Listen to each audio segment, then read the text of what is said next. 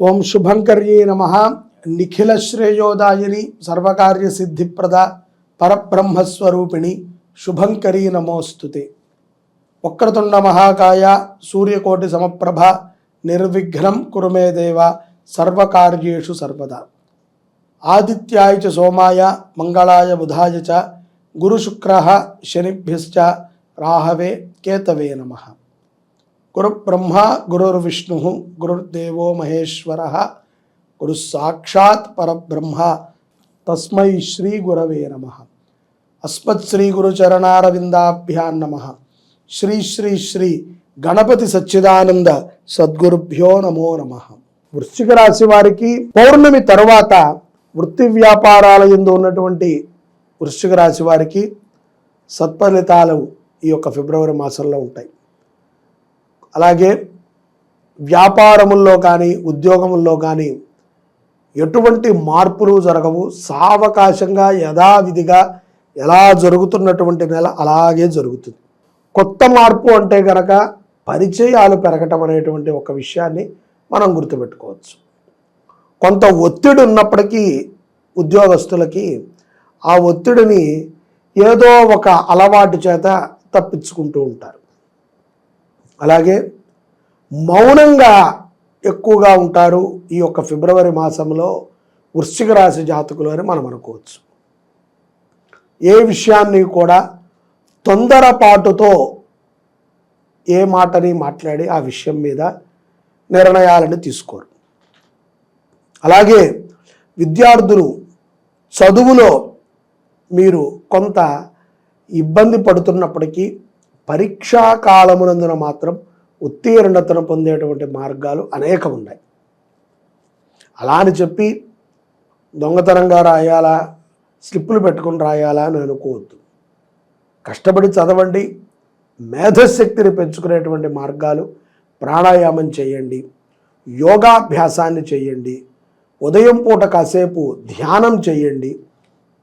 మీ యొక్క ఇంద్రియాల్లో అత్యంత ప్రధానమైనటువంటి మెదడుని చాలా ప్రశాంతంగా ఉంచండి. అనవసరమైన ఆలోచనలు విద్యార్థులు చేయక్కర్లేదు. కుటుంబంలో తల్లిదండ్రులు ఉన్నారు, వారు చూసుకుంటారు. మన పని చదువుకోవటం, చక్కగా చదువుకుని మంచి కీర్తి ప్రతిష్టలను తల్లిదండ్రులకు తెచ్చిపెట్టడం. ఫీజు ఎక్కడి నుంచి కడతారు, బండిలోకి పెట్రోల్ ఎలా వస్తుంది, ఇవన్నీ మనకు అనవసరం. అవన్నీ తండ్రి గారు చూసుకుంటారు, తల్లి గారు చూసుకుంటారు. వృశ్చిక రాశిలో ఉన్నటువంటి స్త్రీలు ఎవరైతే ఉద్యోగాన్ని చేస్తున్నారో అటువంటి వారు మాత్రము తప్పనిసరిగా సూర్యారాధనని చేసుకోవాలి. అనారోగ్య సమస్యలు పెరుగుతాయి. ముందుగానే నెలసరిలో ఏవైనా సమస్యలు ఉన్నా, లేకపోతే వివాహం కాకపోయినా, వివాహమయ్యి సంతానము కలగకపోయినా ఈ సూర్యారాధన వృశ్చిక రాశి జాతకులకి ఎంతగానో ఉపయుక్తమవుతుంది. కుటుంబ సభ్యులతో కలిసి ఆహ్లాదంగా ఉంటారు వృశ్చిక రాశి జాతకులు ఫిబ్రవరి మాసంలో. 4వ ఇంట శుక్రుడు ఉచ్చస్థితిలోకి చేరుకుంటున్నాడు కాబట్టి కొంత ఖర్చులు పెరుగుతాయి. అలాగే కొన్ని మీకు సంబంధం లేనటువంటి వ్యవహారాల యందు ఆసక్తి పెరుగుతుంది. ఇంతకాలం మీరు పట్టించుకుని ఉండరు, కానీ ఆసక్తి పెరుగుతుంది. కొత్తగా వృశ్చిక రాశి జాతకులు భూమిని కొనటము, లేకపోతే గృహములో ఏదైనా మార్పులకి సంబంధించి వ్యవహారం చేయటము, ఆధ్యాత్మికపరమైనటువంటి చింతనని చేయటాన్ని కూడా మనం గమనించవచ్చు. ఆరోగ్యం పట్ల జాగ్రత్త అవశ్యము వృశ్చిక రాశి జాతకులకి.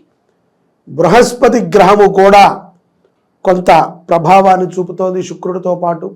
ఈ యొక్క ప్రభావముల చేత కొంత అనారోగ్య సమస్యలు, ముఖ్యంగా చెప్పాను కదండి, స్త్రీలు ఎవరైతే గనక ఉద్యోగము చేసుకునేటువంటి వారు, సంపదని ఆర్జించేటువంటి స్త్రీలు ఉన్నారో వారికి కొన్ని సమస్యలు ఏర్పడతాయి. అలాగే ఇతర విషయాలలో అసందర్భంగా జోక్యం చేసుకోకండి. శక్తి నిర్వీర్యం అయిపోతుందా అన్న విధంగా ఉంటుంది ఒక్కొక్క రోజు.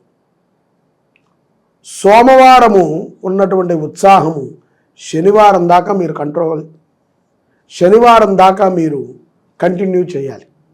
సోమవారం ఉన్నటువంటి ఉత్సాహము శనివారం దాకా కంటిన్యూషన్ చేయాలి అంటే ప్రాణాయామం ఎక్కువగా చేయండి, యోగాభ్యాసాన్ని చేయండి, గోవుకి సేవ చేయండి, మీ చేతులతో గోవులకి చక్కటి పదార్థాలను తినిపించండి.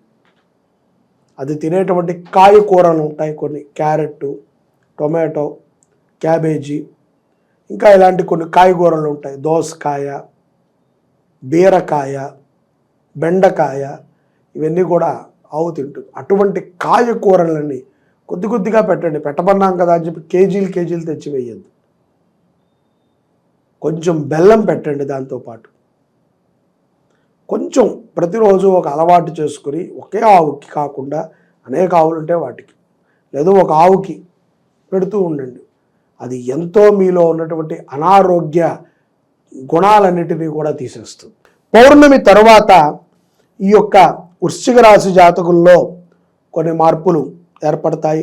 కొత్త కొత్త పనులను మొదలు పెట్టడానికి ఉత్సాహంగా ముందుకి వస్తూ ఉంటారు. నూతన పరిచయాల ద్వారా కొన్ని లాభాలు కూడా ఈ పౌర్ణమి తర్వాత వృశ్చిక రాశి వారికి ఫిబ్రవరి నెలలో ఉంటాయి. అలాగే ధైర్యంగా ఒక పెద్ద నిర్ణయాన్ని కూడా కుటుంబ సభ్యులతో కలిసి వృశ్చిక రాశి జాతకులు తీసుకుంటారు. శుక్రుడి ప్రభావంతో ఎవరైతే గనక ప్రేమ వ్యవహారములో ఉన్నారో వారు సక్సెస్ దిశగా దూసుకు వెళ్తారు. అంటే ఇంట్లో కూడా పర్మిషన్లు రావటం, పెద్దలు ఒప్పుకోవటం, ఇవన్నీ కూడా జరుగుతాయి. విదేశాలలో ఉన్నటువంటి వృశ్చిక రాశి జాతకులు అవకాశం కోసం వేచి ఉన్నారు. అక్కడ ఏదో ఎదుగుదల కోసమనో, ఉద్యోగంలో మార్పు కోసమనో, లేకపోతే స్నేహితులతో కలిసి పెట్టుబడి పెట్టే ఏదైనా ఒక వ్యాపారం చేద్దామనో. ప్రస్తుతం ప్రభుత్వం మారింది కాబట్టి కొన్ని తట్టుకునే విధంగా ఉంటాయి, కొన్ని మనం తట్టుకోలేని విధంగా ఉంటాయి. అయినప్పటికీ నిజాయితీగా చేయండి. చెయ్యకూడదు అన్న విషయాన్ని చేసి కష్టాలని కొని తెచ్చుకోవద్దు వృశ్చిక రాశి జాతకులు.